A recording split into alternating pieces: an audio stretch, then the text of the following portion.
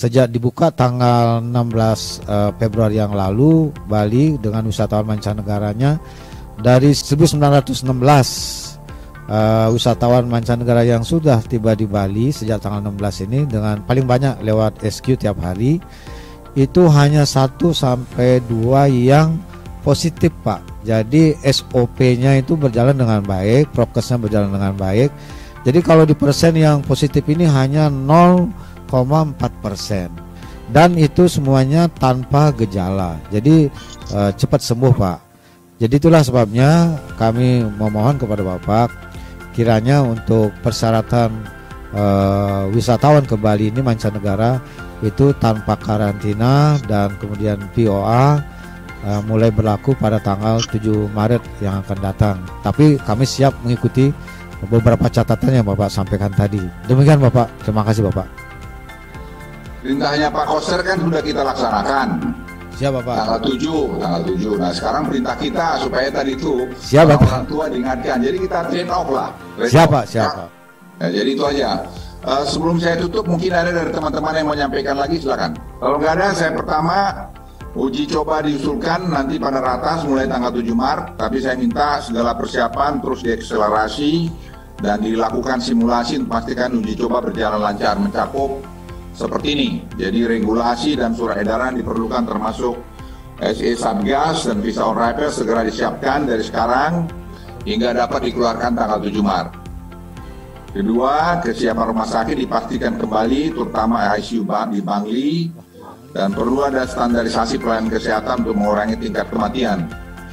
Nah, pasien COVID-19 yang komorbid harus segera dimasukkan rumah sakit. Ketiga, pengetahuan protokol kesehatan dan penggunaan peduli lindungi di berbagai tempat, akselerasi vaksin booster mencapai 30% dalam beberapa hari ke depan ini. Keempat, promosi kebijakan tanpa karantina dilakukan dari sekarang dan seluas mungkin. Kelima, kesiapan bandara dan perlu kedatangan di bandara. Dan saya mohon tadi untuk Angkasa Pura, tolong tadi kebersihan bandara kita diperhatikan, dan memang sudah agak tua, memang akan ada perbaikan dengan Menteri Perhubungan dalam rangka kesiapan G20. Tapi tanpa itu pun saya mohon jangan terlalu kumuh banget karena sudah 2 tahun penggunanya sangat terbatas.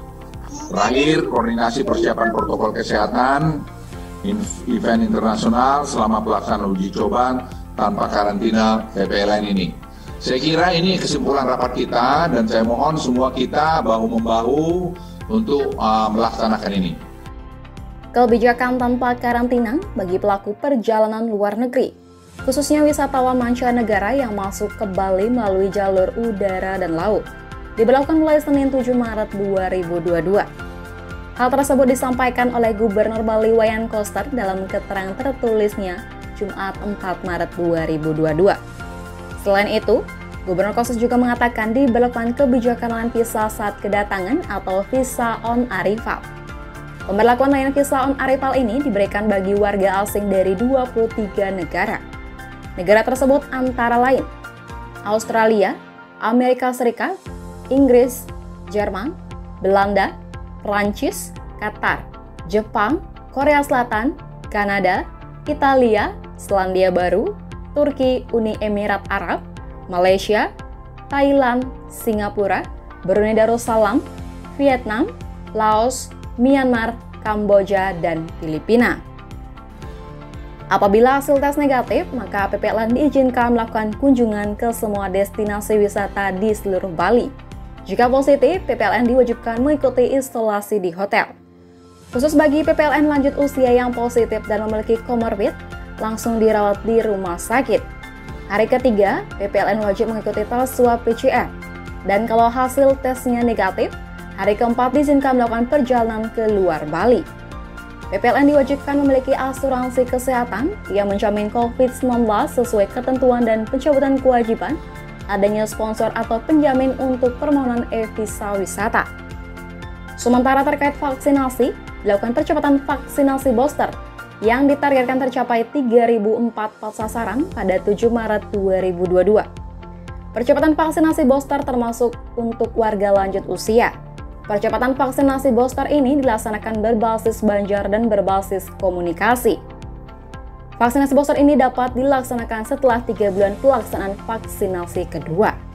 mengenai mafia visa, ini adalah dilakukan oleh para pelaku agen-agen perjalanan karena harga visa resmi sesuai aturan yang dikeluarkan oleh Kementerian Hukum dan HAM itu sebenarnya pengurusannya itu kurang dari 1 juta biayanya, tapi di agen-agen perjalanan itu dengan kecepatan standar harganya mencapai 3,5 juta, yang lebih cepat 4.200.000 dan yang lebih cepat lagi 5.500.000.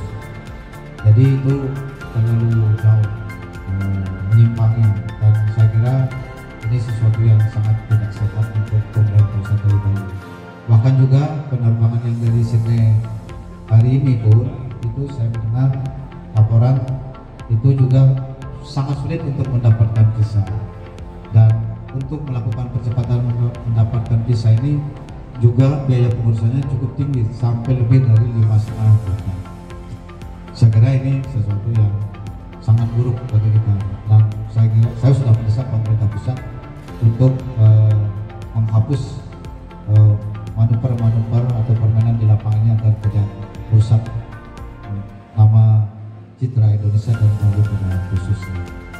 Kemudian ya kaitannya dengan